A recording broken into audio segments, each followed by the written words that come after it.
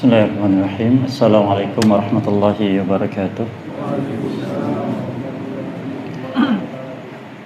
Innal hamdalillah nahmaduhu wa nasta'inuhu wa nastaghfiruh wa na'udzu billahi min shururi anfusina wa min sayyiati a'malina. Man yahdihillahu fala mudilla lahu wa man yudlil fala hadiya lahu. Wa asyhadu an la ilaha illallah wa la syarika lahu wa asyhadu anna Muhammadan 'abduhu wa rasuluhu sallallahu alaihi wa ala alihi wa ashabihi wa man tabi'ahum bi ihsanin ila yaumiddin wa sallama tasliman katsira, amma ba'd. Hadirin jamaah salat maghrib yang berbahagia rahiman iyyakum. Alhamdulillah pada kesempatan malam ini kita kembali mendapatkan kesempatan untuk duduk di majlis yang mulia ini untuk melanjutkan kembali faedah-faedah dari petunjuk Al-Qur'an yang Allah sampaikan dalam kitabnya yang mulia, menjelaskan kepada kita mana jalan yang diridhai untuk kita lalui dan mana yang dimurkai untuk kita hindari.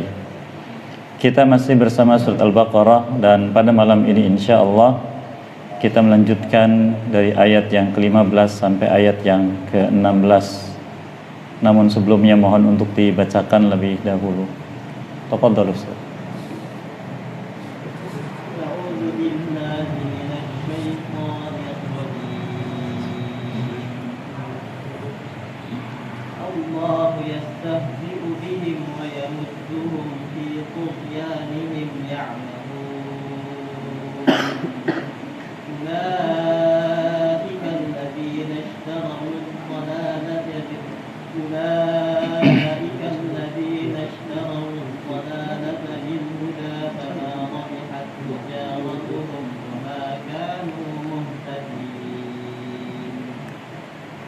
Barakallahu fikum. Allah menyebutkan a'udzubillahi minasyaitonirrajim. Allahu yastahzi'u bihim wa yamudduhum fi tughyanihim ya'mamun. Allah yang mengolok-olok mereka dan membiarkan mereka larut dalam perbuatan-perbuatan mereka yang melampaui batas, dan mereka dibikin buta oleh Allah Subhanahu wa taala dalam hal tersebut. Itulah orang-orang yang telah menukar kesesatan dengan petunjuk. Maka tidaklah beruntung tijarah mereka, bisnis mereka yang dilakukan di muka bumi ini, dan mereka juga bukan orang-orang yang mendapatkan petunjuk. Ayat ini menjelaskan kepada kita sekalian apa yang Allah lakukan kepada orang-orang munafik ketika mereka melakukan perbuatan-perbuatan yang terkait dengan orang-orang beriman. Karena orang-orang munafik hidup mereka penuh dengan makar. Itu rencana-rencana jahat terkait dengan orang-orang beriman hanya untuk mendapatkan keuntungan duniawi untuk diri mereka dan tidak peduli akibat buruknya bagi orang-orang beriman. Allah menyebutkan Allahu yastahzi'u bihim. Allah melakukan olok-olok pada mereka. Ayat ini Allah sebutkan setelah sebelumnya Allah menyebutkan tentang apa yang mereka lakukan. Sebagaimana sudah sebutkan di ayat sebelumnya tentang sifat-sifat orang munafik, yaitu ketika mereka berjumpa dengan orang-orang beriman, mereka mengatakan kami beriman. Allah firmankan, qalu amanna, kami beriman sebagaimana kalian beriman. Karena mereka datang ke masjid untuk melaksanakan salat. Ketika bulan Ramadan mereka juga melaksanakan siam. Ketika zakat mereka juga menunaikan zakat dan sebagainya dari amal-amal orang Islam, orang beriman. Tapi hati mereka penuh dengan kedustaan. Hati mereka penuh dengan pengingkaran. Dan akan muncul apa yang ada dalam hati mereka itu ketika berjumpa dengan teman-teman mereka, yaitu orang-orang kafir, baik dari ahli kitab atau dari musyrikin pada umumnya. Allah firmankan, wa idza khalau ila syayatinihim qalu inna ma'akum. Apabila mereka khalau, meninggalkan orang beriman dan berkumpul dengan syaitan-syaitan mereka. Allah sebut orang-orang yang tidak beriman dengan syaitan, disebutkan dengan sifat aghlabiyah, sifat yang umum pada mereka, yaitu makhluk yang menolak untuk taat kepada Allah, bahkan menghalangi manusia untuk taat kepada Allah dan memusuhi siapapun yang taat kepada Allah. Itulah syaitan. Maka Allah di sini menyebut orang-orang yang tidak beriman dengan syaitan, dan orang munafik disebut oleh Allah adalah teman-teman mereka, saudara-saudara mereka. Allah tidak melihat apa yang dilakukan oleh fisik mereka dari ketaatan kepada Allah, karena intinya ada pada hati. Intinya ada pada hati, dan fisik mengikuti apa yang dilakukan oleh hati mereka.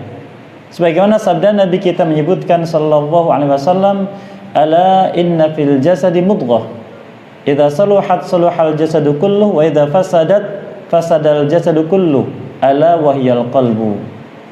Ketahuilah bahwa dalam jasad seseorang terdapat sekerat daging.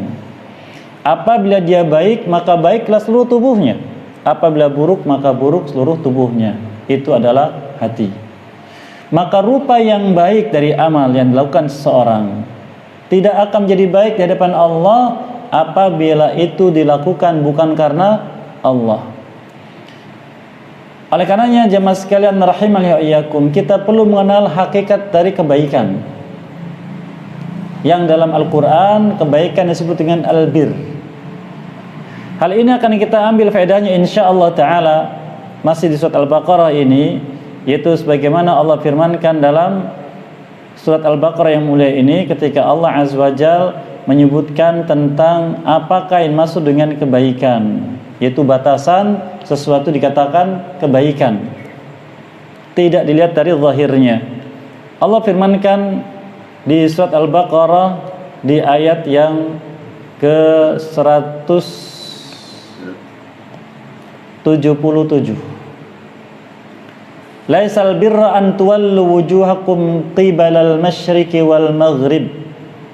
Albir itu, kebaikan itu bukanlah apa yang kalian lakukan menghadapkan wajah-wajah kalian ke arah timur atau ke arah barat, itu salat. Walakinnal birra, tetapi bir adalah, ini batasan dari Allah Azza wa Jalla, al-bir, kebaikan, man amana billah wal yaumil akhir ila akhir ayah. Itu orang yang beriman kepada Allah, beriman pada hari akhir, dan seterusnya dari unsur-unsur iman yang ada dalam hati. Jadi kebaikan apapun secara zahir yang dilakukan oleh manusia dan dirasakan oleh manusia yang lain, Allah tidak menganggap itu sebagai kebaikan sampai bersumber dari iman yang murni kepada Allah Subhanahu wa ta'ala. Oleh karena ketika kita sudah memahami masalah ini, maka hendaknya kita mulai memperbaiki kondisi hati kita.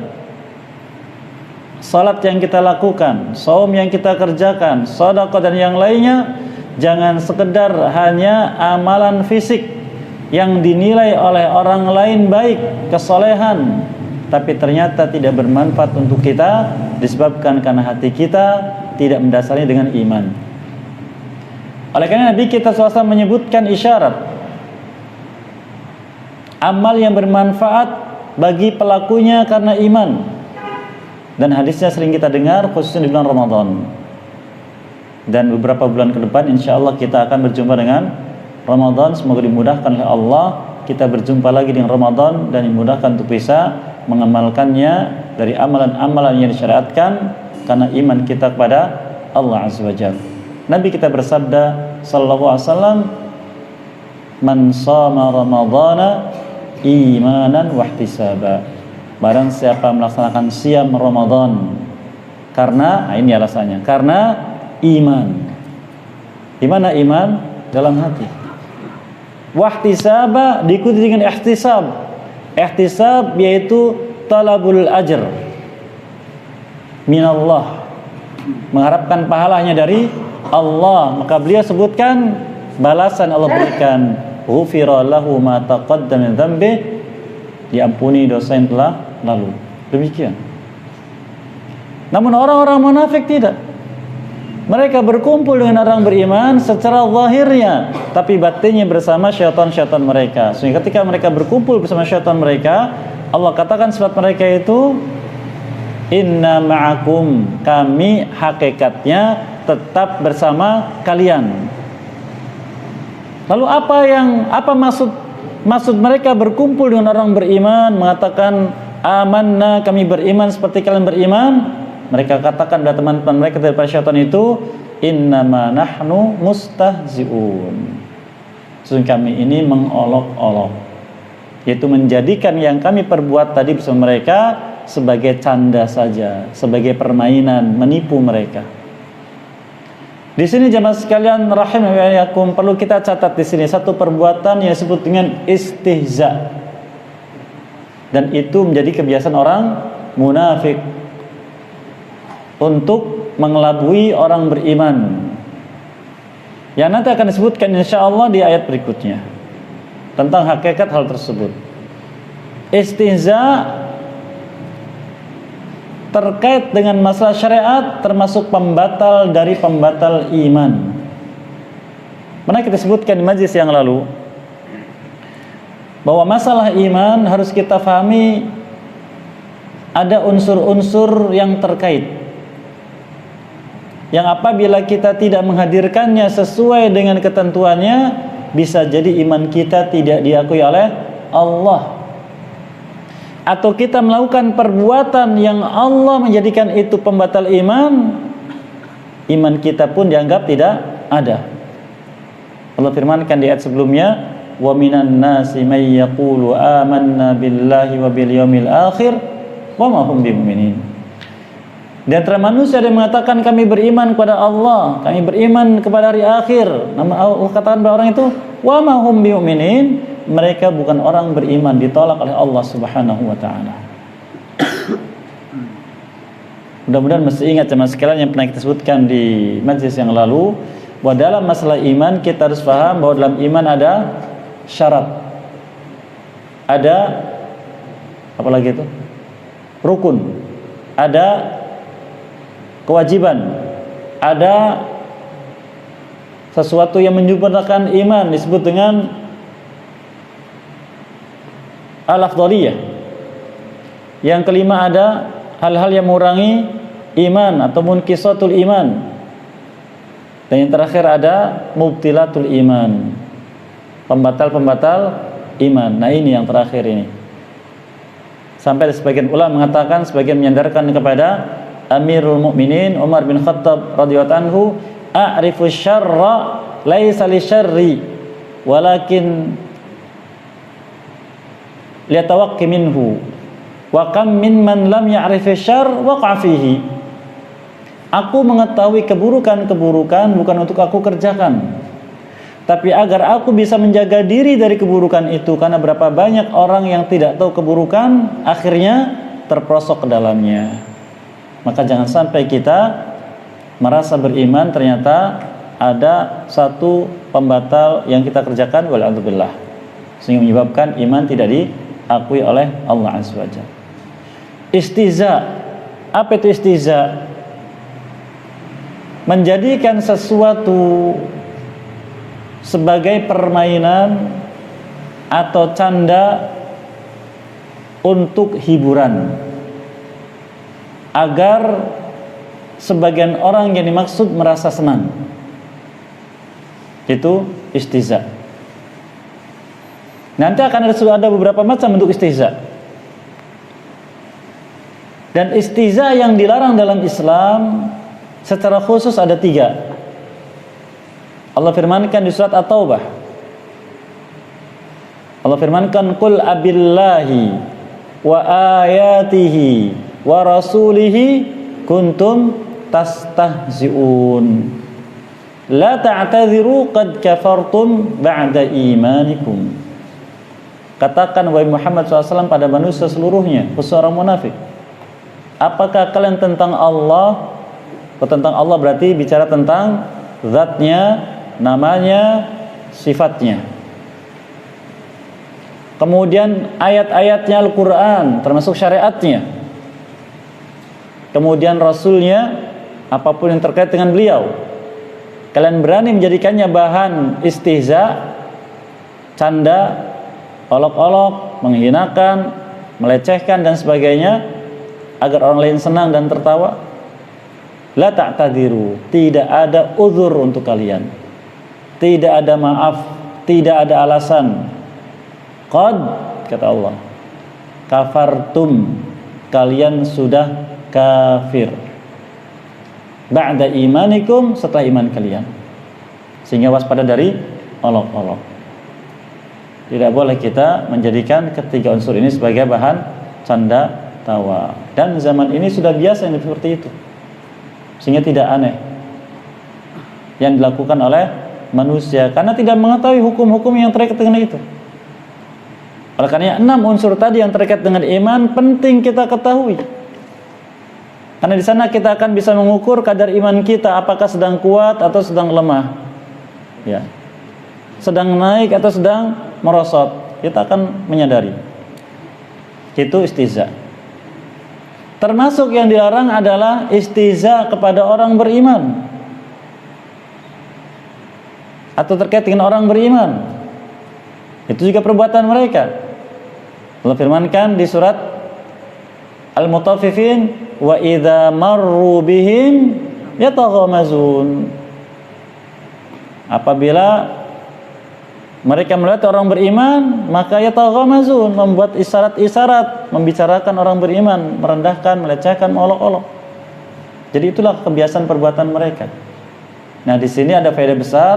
Kalau kita sudah yakin dengan jalan iman dan berharap hanya ridha Allah Azza wa Jalla, maka jangan peduli, jangan terpancing oleh kebiasaan mereka. Ini sudah merebak zaman ini, khususnya zaman media sosial. Bahasa olok-olok, memancing dan sebagainya sudah biasa. Maka Allah berikan petunjuk bagaimana sikap orang beriman di surat Al-Furqan. Allah firmankan, wa ibadur rahmanil ladzina yamshuna 'alal ardi hauna wa idza khatabahumul jahiluna qalu salama. Ibadur rahman, hamba-hamba pilihan Allah Azza wa Jalla. Ya, hamba-hamba pilihan Allah Azza wa Jalla. Mereka apabila berjalan di muka bumi hauna, tenang, tawadhu', rendah diri, tidak menampakkan kesombongan, tidak menunjukkan orang alim atau orang banyak amal atau orang punya ini, punya itu, tidak, tawadhu', rendah diri. Dan kalau orang jahil yang tidak mengerti syariat Islam bicara macam-macam yang maksudnya adalah memancing, membuat emosi, membuat gaduh dan sebagainya, qalu salama, mereka mengucapkan ucapan yang mengandung kedamaian, keselamatan. Tidak ada dendam, tidak ada permusuhan. Yang ada adalah nasihat.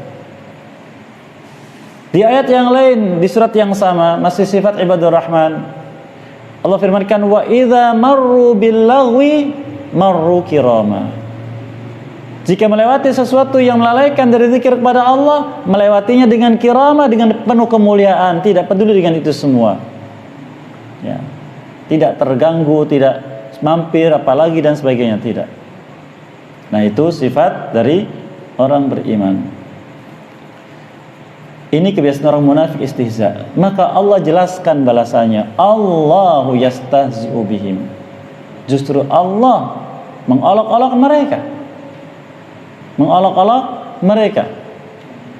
Di sini para ulama menyebutkan tentang kaidah dalam agama yang sangat penting untuk kita perhatikan. Yang ini juga diajarkan oleh orang tua kita kepada kita, yaitu al-jaza min jinsil amal. Balasan dari Allah diberikan pada manusia tergantung jenis amalnya. Sebagian mengatakan kama tadinu tudan, seperti engkau berlaku di muka bumi, demikian engkau akan mendapatkan akibatnya. Kalau orang tua kita bilang apa itu? Ya? Ngaji rasa, ya. Orang tua kita bilang ngaji rasa, kalau kamu dicubit sakit jangan mencubit. Ternyata ada dasarnya. Itu ajaran agama kita. Allah firmankan tentang kebaikan. Hal jazaa'ul ihsani illal ihsan. Bukankah kebaikan dibalas dengan kebaikan?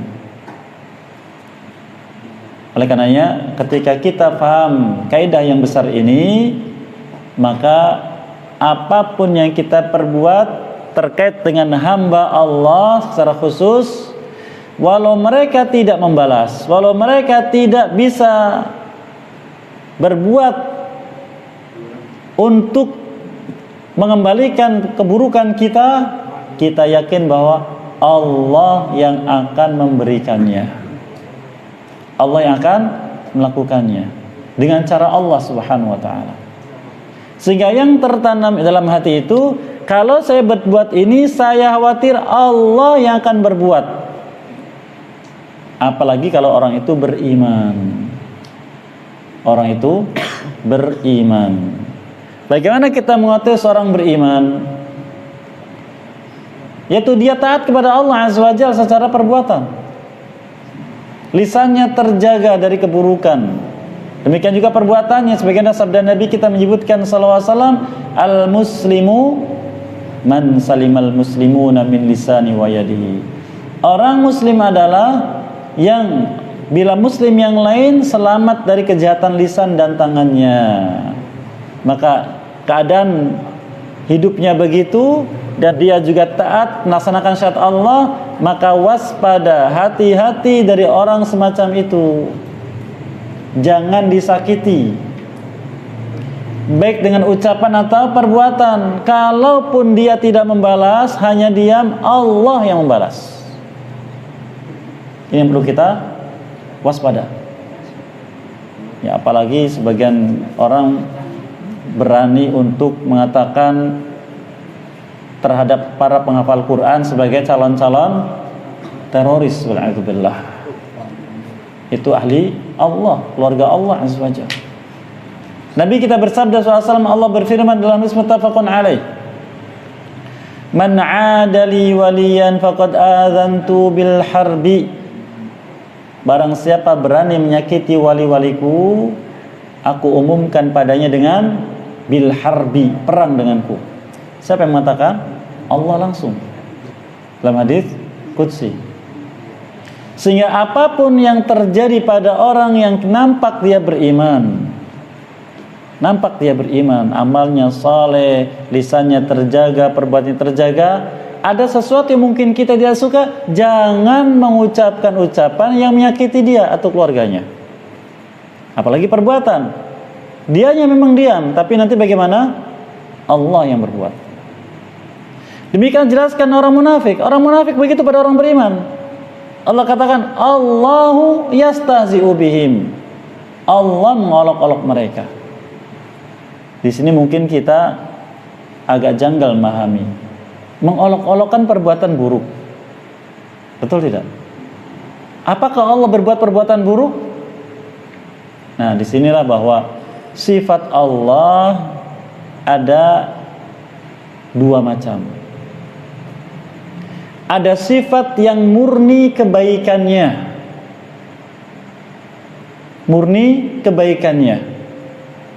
Yang kedua, sifat yang manusia menganggapnya itu sifat yang buruk, tapi Allah melakukannya. Tapi Allah melakukannya bukan kepada sembarang makhluk, tapi sebagai jaza. Apa itu jaza? Balasan kepada yang berbuat begitu. Contohnya tentang orang-orang kafir, Allah mengatakan, wa makaru wa makarallah. Orang kafir berbuat makar. Apa makar? Rencana buruk untuk menghancurkan orang beriman, menghancurkan Islam. Allah buat makar, mereka akan dihancurkan. Yuriduna liyutfi'u nurallah biafwahihim wallahu mutimmu nurihi walau karihal kafirun. Mereka berusaha untuk memadamkan cahaya Allah, yaitu Islam ini. Tapi Allah ingin menyempurnakan cahayanya. Dan setiap keburukan yang menimpa orang beriman, kaum muslimin, itu adalah makar mereka. Termasuk pada zaman ini, tidak lepas dari makar mereka. Namun orang beriman karena sudah terkena penyakit yang kronis dan berbahaya, sebagaimana sabda Nabi kita menyebutkan sallallahu alaihi wasallam, yang ini harus kita waspadai. Beliau sebutkan, yushiku an tada'a alaikumul umam kama tada'a ala qas'atiha. Qalu ya Rasulullah amin qillati nahnu yawma'id? Qala la, bal antum yawmaidin katsir walakinnakum gutha ka gutha'is sail asabakumul wahnu. Qalu wa mal wahnu ya Rasulullah? Qal hubbud dunya wa karahiyatul maut. Atau kama qala sallallahu. Sudah dekat masanya umat-umat manusia di luar Islam memperebutkan kalian seperti kalian memperebutkan makanan yang terhidang. Lalu mereka bertanya para sahabat Rasulullah, apakah karena kita jumlahnya sedikit? Kata beliau, tidak. Jumlah kita justru saat itu sangat banyak, tapi kalian nilainya gutha, buih yang timbul oleh air bah. Apa itu buih? Gelembung air. Gelembung air yang kekuatannya sebentar, tidak ada isinya. Sebentar pecah, dibawa kemanapun oleh arus. Itu muslimin sekarang, betul tidak kenyataannya? Ini menunjukkan akan mukjizat Nabi sallallahu alaihi wasallam. Sudah diberitakan 1400 tahun yang lalu. Gutha. Kenapa begitu? Karena kalian tertimpa penyakit yang namanya al-wahnu. Wahn. Wahn itu penyakit yang menimpa hati, bukan fisik. Apa itu wahn? Cinta dunia, benci kematian. Cinta dunia, benci kematian. Subhanallah. Adanya wabah ini, kita melihat mana orang yang cinta dunia dan takut mati, mana orang yang istiqomah dengan iman. Ya. Ini ujian dari Allah Azza wa Jalla. Maka sikapnya harus benar.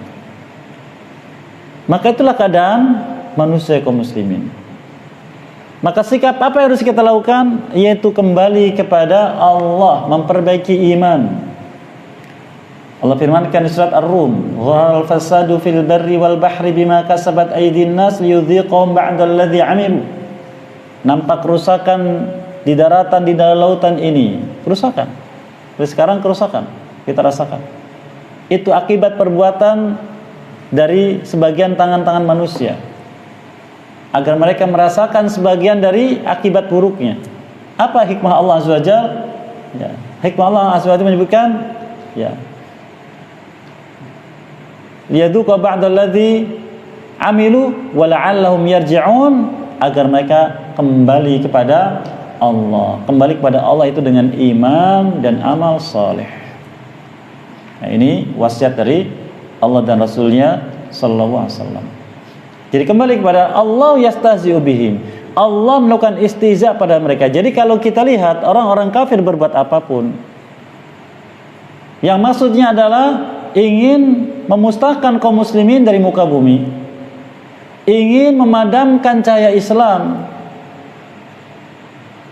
dan orang-orang munafik mendukungnya dengan apapun yang mereka mampu untuk mendapatkan keuntungan duniawi. Itulah bentuk Allah sedang mengolok-olok mereka, sedang mengolok-olok mereka. Nah, ini yang harus kita waspadai. Kita kalau membaca ayat semacam ini jangan mengarahkan tunjuk kita pada orang, jangan, oh ini nih orangnya, oh itu bukan, jangan kesini. Yaitu jangan sampai saya termasuk orang yang diolok-olok oleh Allah, yang melakukan apapun untuk mendapatkan keuntungan duniawi dan tidak peduli kaum muslimin mendapatkan keburukan. Berarti saya sekarang sedang diolok-olok oleh Allah, wal'adzubillah. Kalau itu yang terjadi, musibah yang sebenarnya. Karena musibah yang sebenarnya adalah musibah yang mengenai dunia, akhirat kita, bukan dunia kita. Maka katakan Allah yastahzi'u bihim. Apakah cukup? Tidak. Karena Allah membalas manusia itu sesuai dengan keadaan mereka. Dan mereka mengolok-olok hanya dari fisiknya, dalam hatinya lain lagi. Maka Allah menambah lagi. Apa balasannya? Wa yamuddum fi tughyanihim ya'mahun.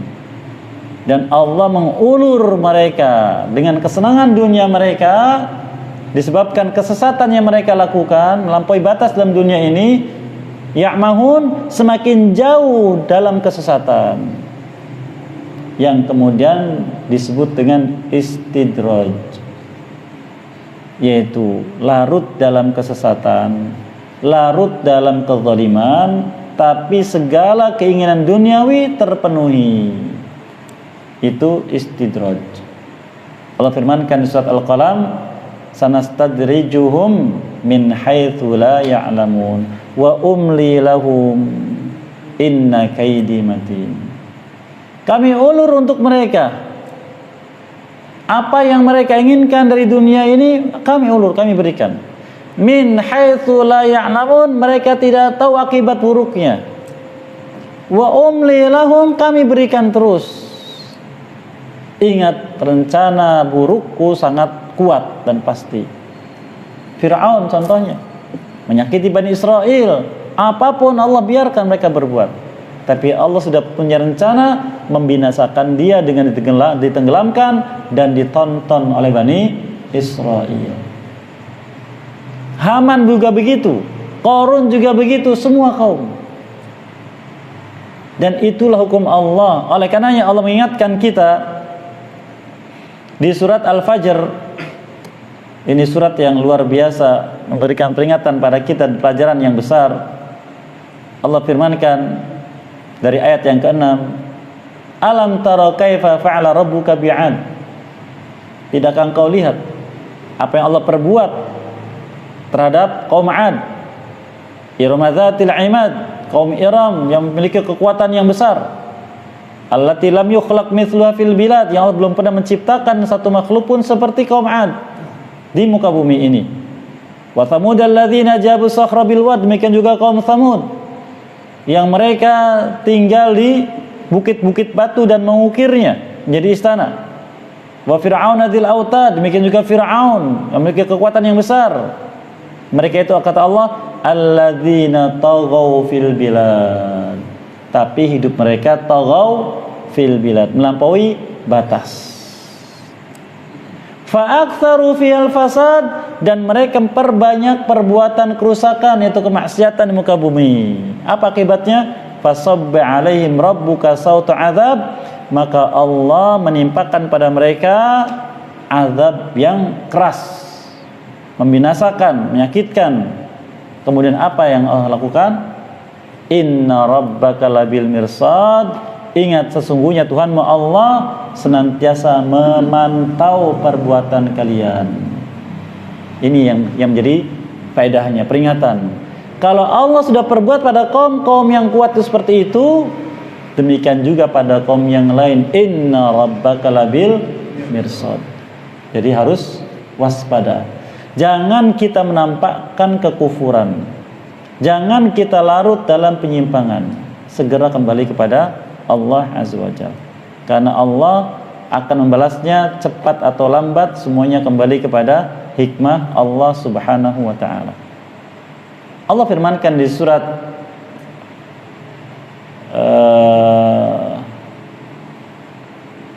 An-Nazi'at, fa amma man tagha wa atharal hayatad dunya fa innal jahima hiyal ma'wa.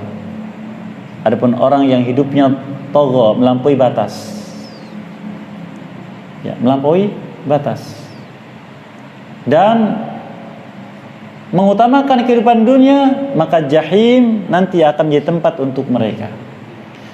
Apakah yang disebut dengan tughyan? Yaitu berbuat sesuatu yang melanggar syariat,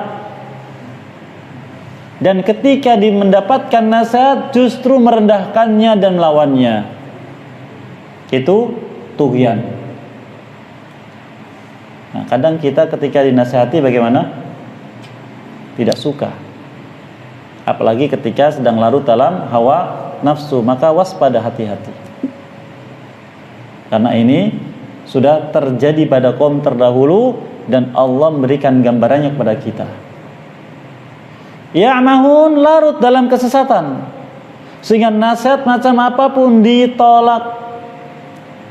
Jadi kalau nasihat sudah sampai pada seseorang yang larut dalam maksiat apapun bentuknya lalu ditolak, maka siap-siap mendapatkan akibat sebagaimana kaum terdahulu. Kemudian Allah Azza wa Jalla menjelaskan bahwa yang seperti itu perbuatannya,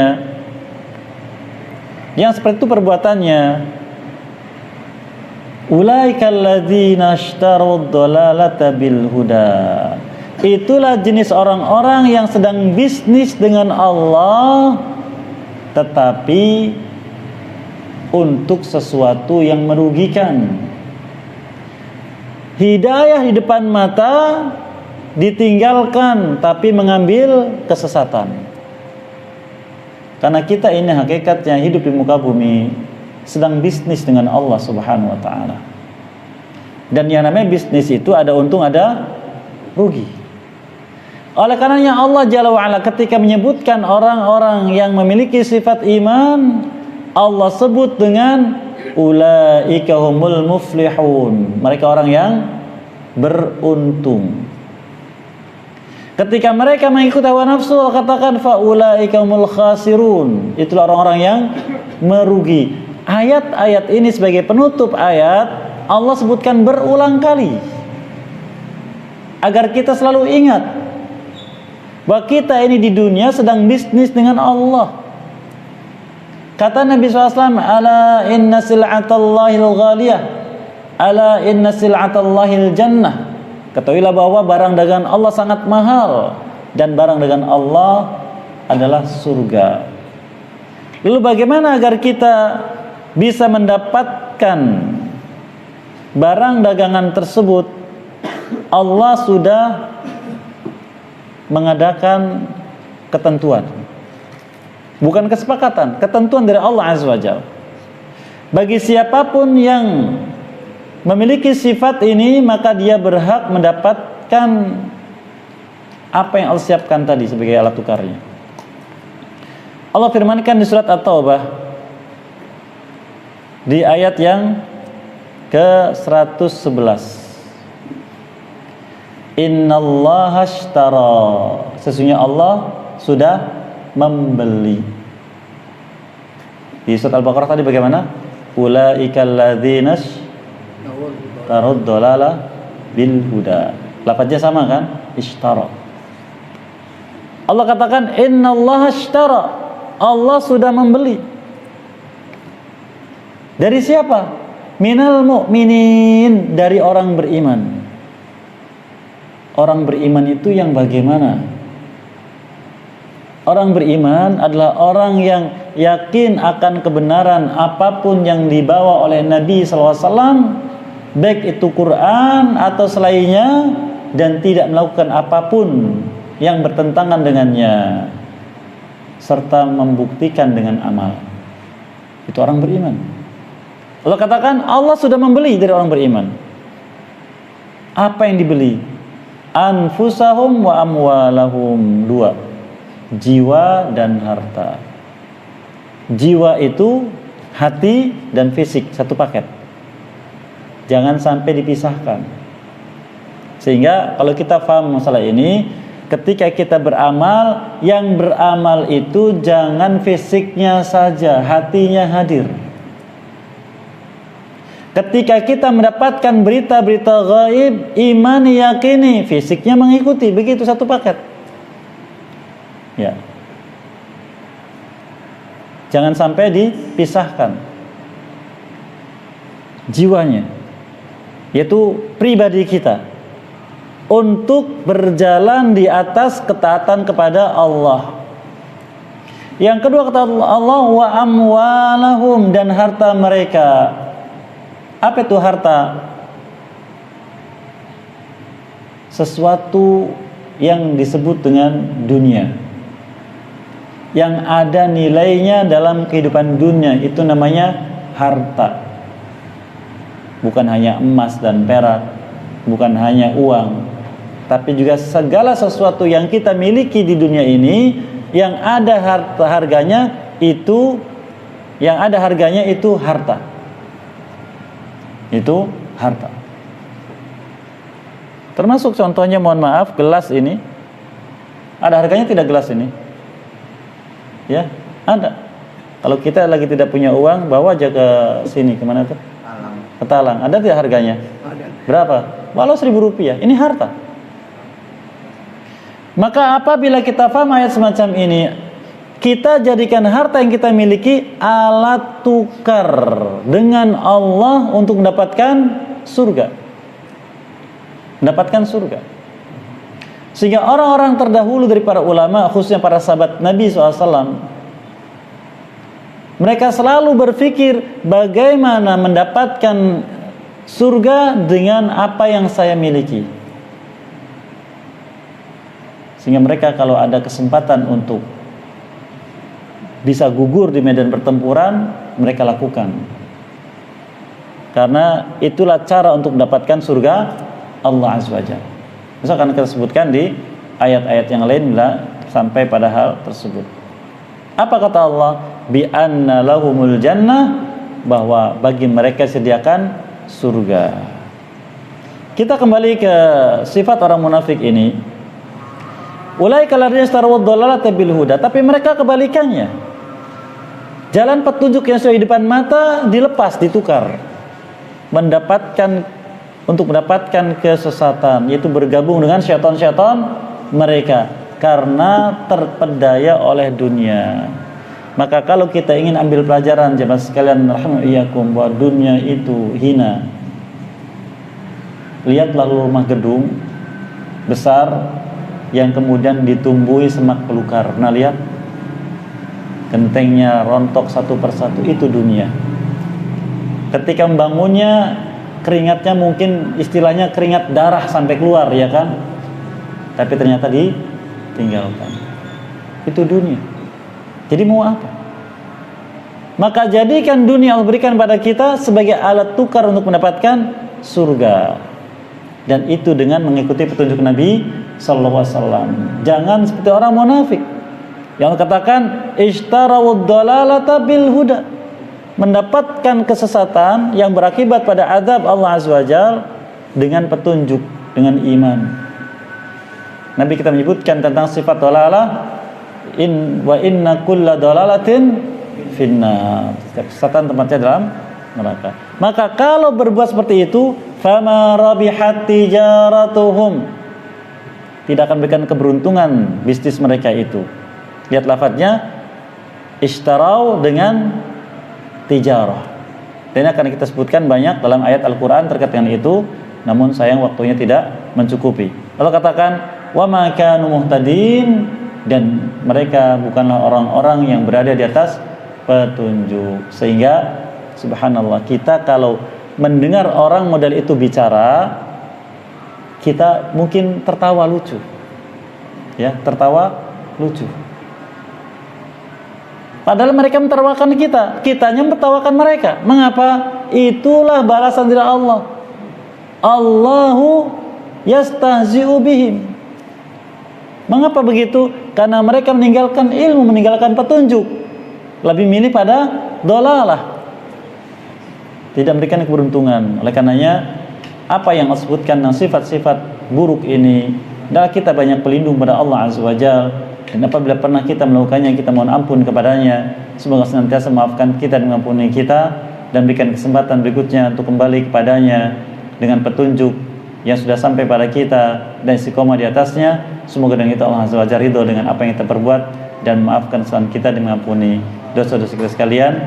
Wallahu a'lam bishawab. Barangkali ada yang ingin disampaikan, dipersilakan setelah adzan Isya. Barakallahu fikum, dipersilakan. Fadhal. Saya membaca dalam surah Ya ayyuhalladzina amanu idza nudiya lis-sholati yaumil jumu'ah sebagian besar orang yang mengaku hari Jumat itu istirahat total, apakah sholat itu dibenarkan dengan penjelasan. Baik, barakallahu fikum. Nabi kita SAW pernah menyebutkan tentang keutamaan hari Jumat. Bahwa hari Jumat ini Allah tidak berikan kepada orang Yahudi. Dan Yahudi beribadah kepada Allah khusus penuh pada hari Sabtu. Tidak juga pada orang Nasrani. Orang Nasrani pada hari Ahad. Dan mereka beribadah pada hari itu penuh dari terbit fajar sampai tenggelam matahari. Dan kisahnya sebutkan di surat Al-A'raf tentang orang-orang Yahudi, fitnah tentang hari Sabtu. Adapun hari Jumat maka Allah berikan pada orang beriman. Dan mengacu pada ayat tadi surat Al-Jum'ah, Allah berikan, ya ayyuhalladzina amanu idza nudiya lis-shalah, apabila diseru untuk salat, mi yaumil jum'ah, pada hari Jumat. Allah dikatakan idza nudiya lis-shalatil jum'ah, untuk salat Jumat tidak. Dan para ulama tafsir menyebutkan mafhum yang difahami dari idza nudiya lis-shalat mi yaumil jum'ah, salat pada hari Jumat. Salat apa ini? Yaitu salat yang disebut dengan salatul jum'ah, yang waktunya bertepatan dengan waktu zuhur. Maka di sana disebutkan kewajiban kewajiban untuk meninggalkan segala kegiatan duniawi, khusus ketika sudah diserukan azan untuk sholat Jumat, dan itu ketika khatib naik mimbar.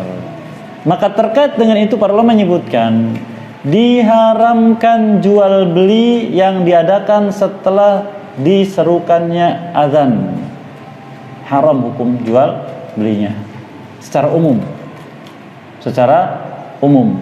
Karena pada umumnya ketika ayat ini turun, yaitu pada zaman Nabi SAW, jual beli itu dilakukan, pedagangnya adalah laki-laki umumnya. Sehingga ketika itu tutup semuanya, tidak lagi proses jual beli.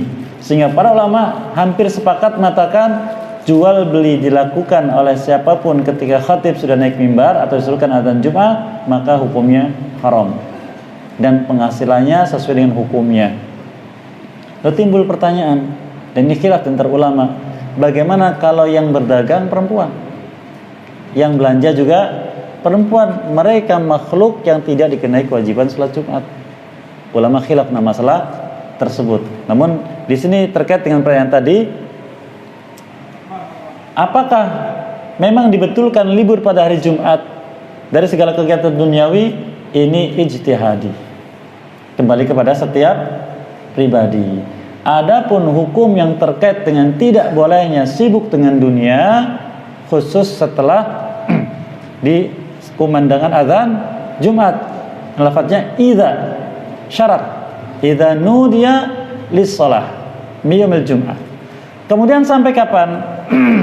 Allah sebutkan ayat berikutnya, fa idza qudiyatis shalah. Ini jawab syaratnya, apabila sudah selesai dari salat, fantashiru, silakan bertebaran lagi, izin dari Allah Azza wa Jalla. Maka batasnya hanya setelah dikumandangkannya azan Jumat, yaitu ketika khatib naik mimbar sampai selesainya salat Jumat, hanya sebatas itu. Artinya tidak dilarang kalau kemudian sibuk lagi dengan urusan dunia sebelum itu dan setelah itu, karena ada izin dari Allah Azza wa Jalla. Wallahu a'lam. Wa iyyakum. Fadhal. Waalaikumsalam. Tadi di ayat yang tentang menolak ada kalimat tidak ada maaf ya. Iya.